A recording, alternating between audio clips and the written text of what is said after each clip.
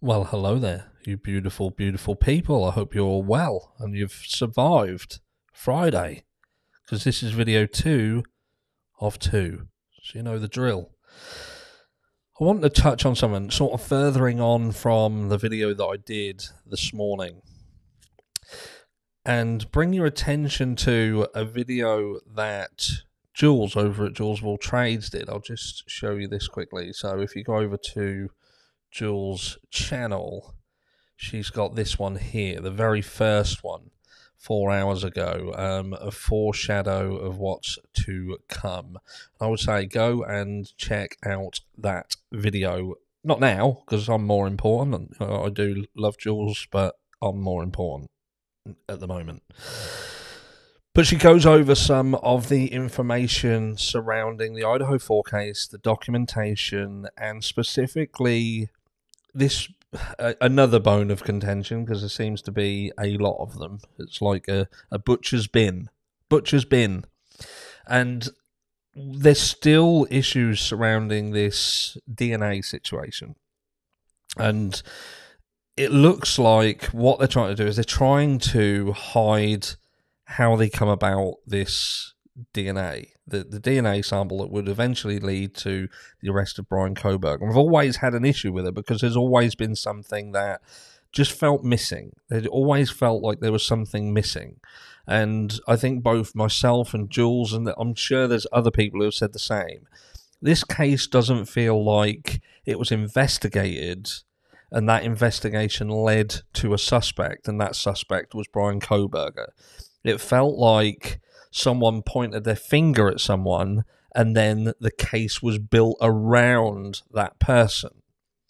You know, like it was, and I think Jules said exactly the same as a terminology that I use, and that is, it's almost like it was reverse engineered, where what you want to see in a case like this is that you see, and it's transparent, of how law enforcement came to find this person. And the documentation shows that, and it's very clear in how that's presented, so that when it goes to trial, there is a presentation to a jury that says, look, this is what we did, this is what we found doing what we did, and this is where what we found led us to, and that's why we're here today. So it's very easy to follow that chain of custody, that paper trail, everything. The I's are dotted and the T's are crossed. But in this case, it's not like that. There's a large proportion of this case that is removed, and instead of offering that to the defense when they're asking for it, they are constantly being rebuffed. That's constantly being held back. And it's being held back because they're saying that they're trying to protect certain elements, you know, certain people, that they don't have the right to it, they want to protect, yada, yada, yada. And what Jules is showing here is they are using another case as a case in point as to where another trial, they hid information. They hid stuff. And it looks like what we could eventually see here is that the IgG information, this DNA, this missing piece, this missing proportion of this trial is going to be removed. It's not going to be shown.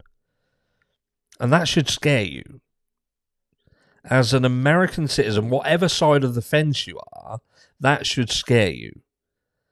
Because what they're basically saying here is that we can obtain information, but not tell you how, not show you how, not show you anything. We can just say, this is who we think did a crime, or this is who we know did a crime, but we can't show you the workings of that. You're just going to have to trust us, because we can't show you how we did it, because it places other people at risk. Even though, as Jules again quite rightly points out, when you're in this system and you're going through this procedure, they have the ability to share information, both the prosecution to the defense to the prosecution, and file it in a way that protects the data.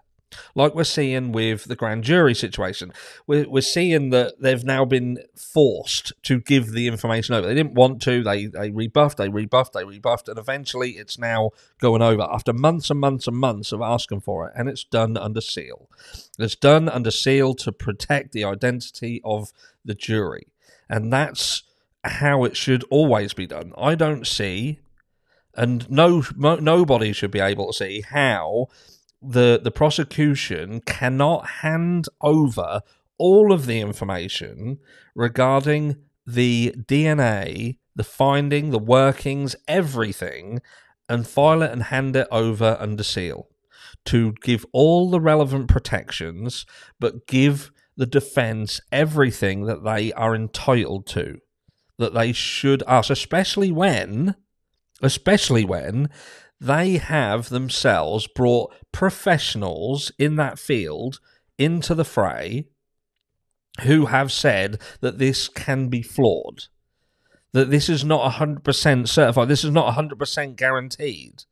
And then after that professional in that field has said what they had to say, they have then seemingly been coerced by the FBI, who were the main protagonists in this situation.